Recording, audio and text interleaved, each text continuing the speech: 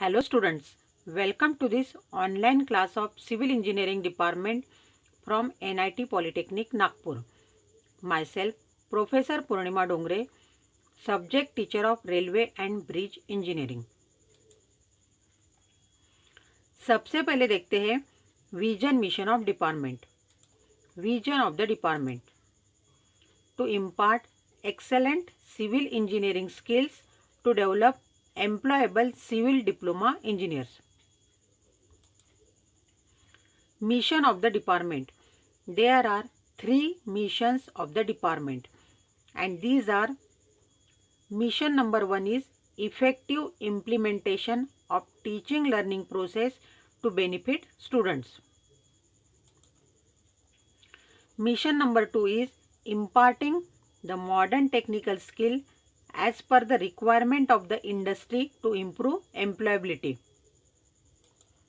Mission number 3 is to develop social and environmental responsible civil engineers. To achieve this vision and mission, there are 7 program outcomes and these are: PO1 is basic and discipline specific knowledge. PO2 is problem analysis. PO3 is design development of solutions. PO4 is engineering tools experimentation and testing. PO5 is engineering practices for society, sustainability and environment. PO6 is project management. And PO7 is lifelong learning. In today's session, we will see Unit 5, that is construction and maintenance of tunnels. And today's topic is tunnel ventilation and maintenance. To study this topic, we will go through learning outcome. It includes course outcome, program outcome and unit outcome. सबसे पहले देखते हैं course outcome. Maintain different types of tunnels. Means यह unit पढ़ने के बाद आपको tunnel maintenance के बारे में जानकारी मिलेगी. नेक्स्ट है प्रोग्राम आउटकम. इस टॉपिक से रिलेटेड प्रोग्राम आउटकम है PO1, PO5, PO6 and PO7. जैसे कि basic and discipline specific knowledge, engineering practices for society, sustainability and environment, project management and life long learning.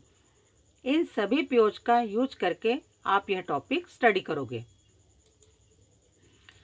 Next है unit outcome. Students will able to describe the type of ventilation provided for the given type of tunnel. Describe the procedure of maintenance and repair for the given type of tunnel. Means यह topic पढ़ने के बाद given type के tunnel की ventilation method को आप बता सकते हो. वैसे ही टनल की मेंटेनेंस और रिपेयर प्रोसीजर को भी आप बता सकते हो. In last session we studied about drilling equipments, explosives used in tunnelling and tunnel lining. Means tunnelling के लिए रिक्वायर्ड एक्सप्लोसिव्स और ड्रिलिंग इक्विपमेंट्स के बारे में हमने देखा है. आज के सेशन में हम टनल वेंटिलेशन के बारे में पढ़ने वाले हैं. So what is meant by tunnel ventilation? Let us see definition of tunnel ventilation. The art of providing freshness of air inside tunnels during or after their construction is known as ventilation in tunnels.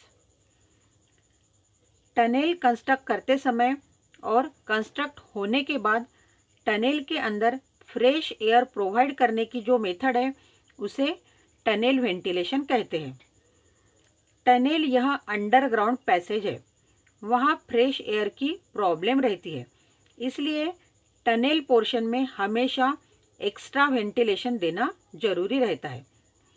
तो आगे देखते हैं objects of tunnel ventilation. Means tunnel ventilation provide करने की ज़रूरत क्यों है। First है to supply fresh air inside the tunnel. Means tunnel के अंदर फ्रेश एयर सप्लाई करना। सेकंड है to remove poisonous gases, dust, smoke etcetera.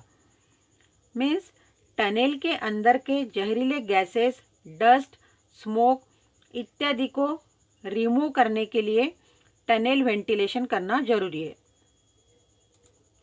Third है to reduce temperature in tunnel situated at great depth.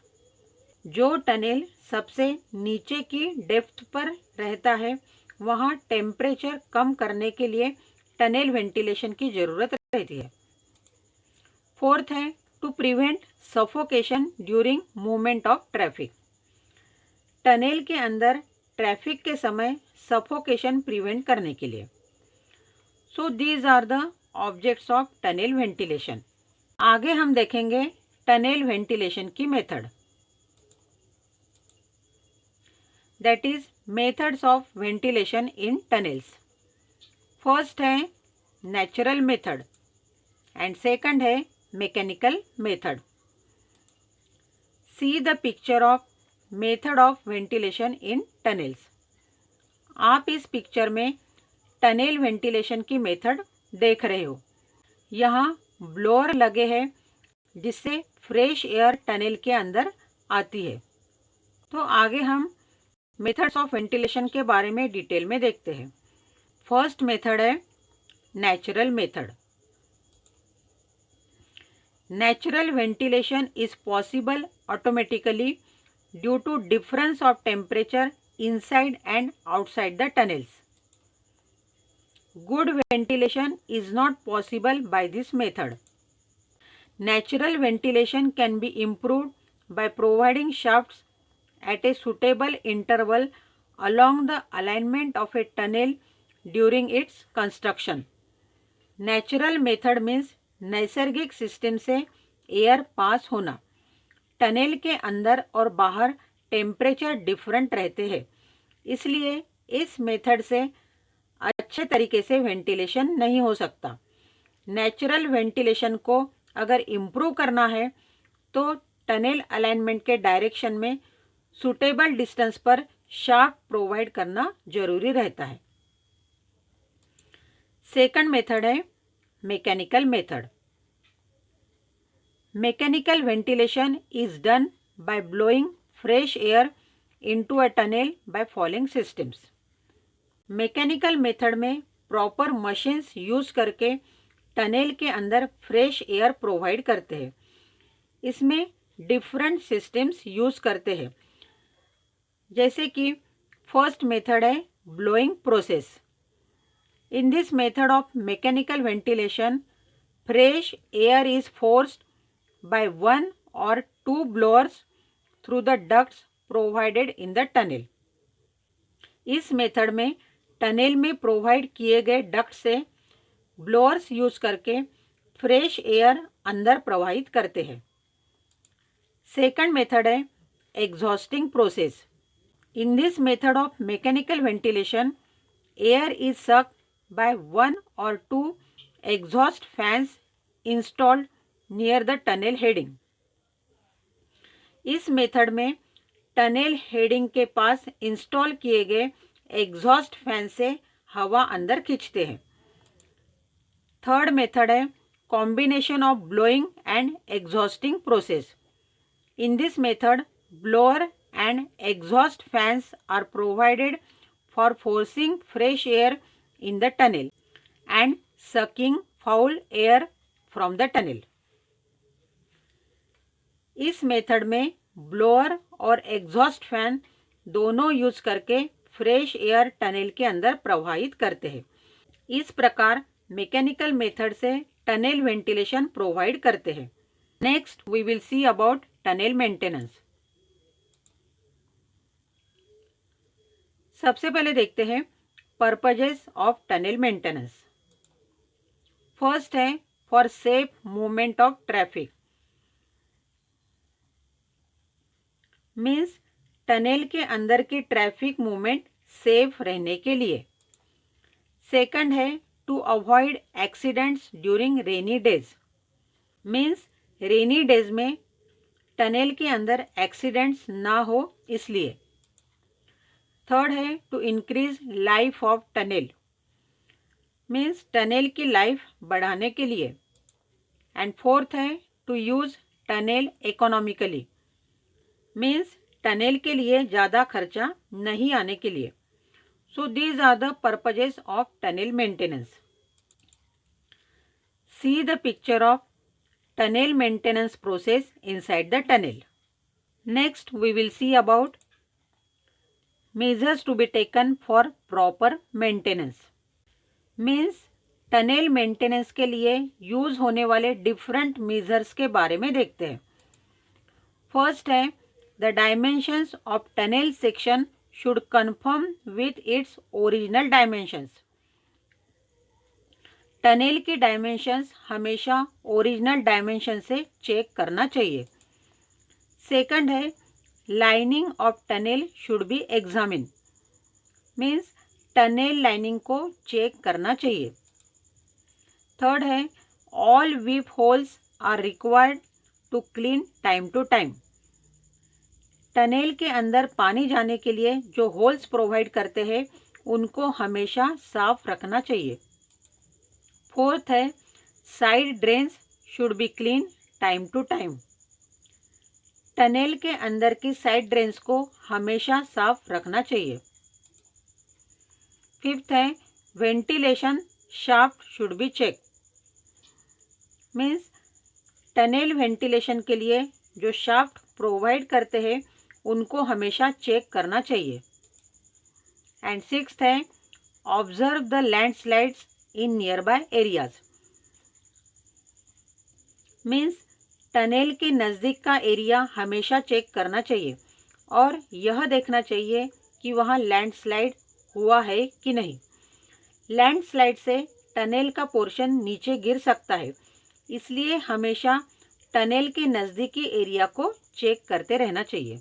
So these are the measures to be taken for proper maintenance of tunnels. In this way, in today's session, we studied about tunnel ventilation and tunnel maintenance. Hope you understood the portion explained here. This is the complete portion of Unit 5, that is construction and maintenance of tunnels. By studying these all topics, you achieve the related course outcome. Hope you understood the all units of this subject. Important questions on today's topic are: state the objectives of tunnel ventilation. Describe tunnel ventilation using mechanical method. State the purposes of tunnel maintenance and discuss the measures to be taken for proper maintenance. You have to solve these questions as assignment. If you will face any difficulty, then watch the video again, refer the notes provided to you or contact me. Thank you for watching the video.